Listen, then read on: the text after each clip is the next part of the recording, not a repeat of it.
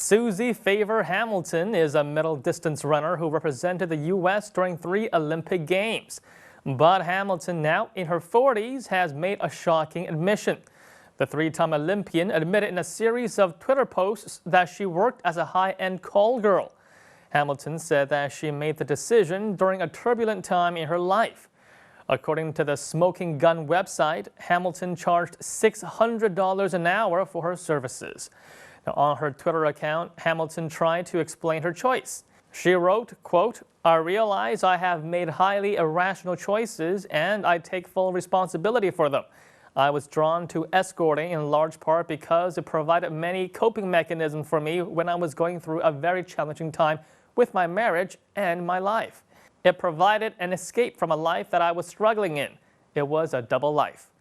Hamilton went on to say that she has been seeking professional help from a psychologist. She also apologized for her actions and said that she is getting support from her family and those closest to her.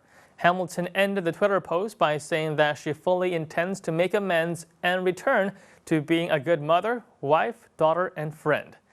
Now, when news of Hamilton's double life reached Weibo, most Chinese users were very sympathetic. Why is she apologizing? Whether it's because she needed the money or because of depression, she didn't hurt anyone in the end. What is there to apologize for? In the U.S., what she did is not considered illegal. Hamilton is one of the best runners of her time. She has won 7 national titles and competed for the U.S. during the 1992, 1996, and 2000 Summer Olympic Games. She currently resides in a $600,000 home with her husband in Wisconsin. The Smoking Gun reviewed court and municipal records and found no signs of financial distress, suggesting that money was not a driving factor for Hamilton's decision to take on the new job. Now, China also faces challenges when it comes to retired athletes, many of whom experience both psychological and financial hardships when Life forced it upon her. Her actions were not damaging to society, and they can't really be considered disgraceful. The one that should be apologizing is her country for not giving her the support she needs.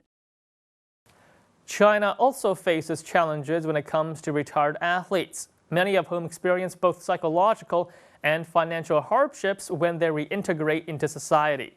Now, many Chinese athletes start training at an extremely young age.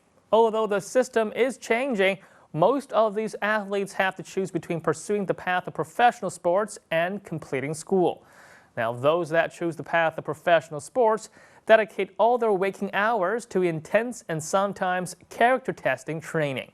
Even if they are eventually able to achieve national glory by winning medals, their career lifespan is very limited. Now, having received very little education, these athletes find it very difficult to find a place for themselves in today's competitive society. According to the Chinese General Administration of Sports, about 6,000 professional athletes retire in China every year, and finding a placement for these people is a challenge. In 2006, Zhou Chunlan, a former national weightlifting champion, sent shockwaves through the country when she revealed her post-retirement job. Now, before Zhou began training as a weightlifter, she had only completed 3rd grade. And upon retirement from her sports career, she found that she was ill-qualified for most jobs. That's how she ended up in a bathhouse run by a former professional athlete who sympathized with her situation. Tsai Li, a weightlifting champion who won gold at the 1990 Asian Games, worked famously as a doorman at a sports school. Upon his death, Tsai had only $37 in savings. Now, there are, however, also successful stories. Among them is 3-time gymnastics gold medalist Li Ning. Li Ning also started his sports career at a very tender age of 8. He later went on to win 6 medals at the 1984 Olympic Games, the first Summer Olympic Games that the People's Republic of China participated in. Now, Li Ning heads a sportswear empire named after himself. Li Ning, the store, had more than 8,000 storefronts around China in 2011. Liu Xuan, another gold medal winning gymnast, successfully transitioned into a career as a pop singer upon her retirement from sports. She also made appearances in movies and television dramas. And now back to Weibo to see what net users are saying about the plight of retired athletes in China. Are retired athletes all over the world short on money? There are many retired athletes whose current situation is worthy of our reflection.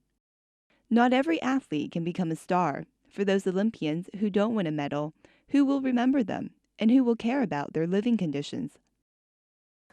The life of a professional athlete is not an easy path. For every one athlete that shoots to stardom, there are hundreds, even thousands, that dedicate their entire lives to one sport with very little reward. And while athletes' training is financed by the state in China, post-retirement benefits is often minimal.